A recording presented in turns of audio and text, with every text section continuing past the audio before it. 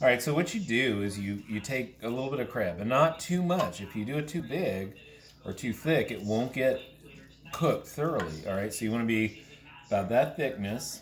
All right, and then your grease is already going to be to the point. Now, what I do is I usually I use spit, but you can go to the sink and you can get some water and put it in there. If you're in a restaurant, you always do that, but we're not in a restaurant, so when it pops, I did not do that in the restaurant when I worked there, just letting you know. you spit.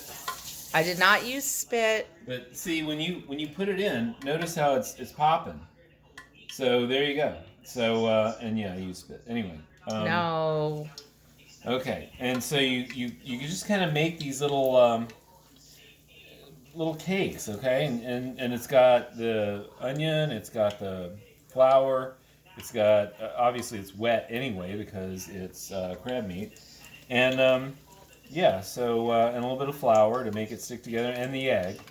All right, and so I usually put about 5 in here because that's about what fits.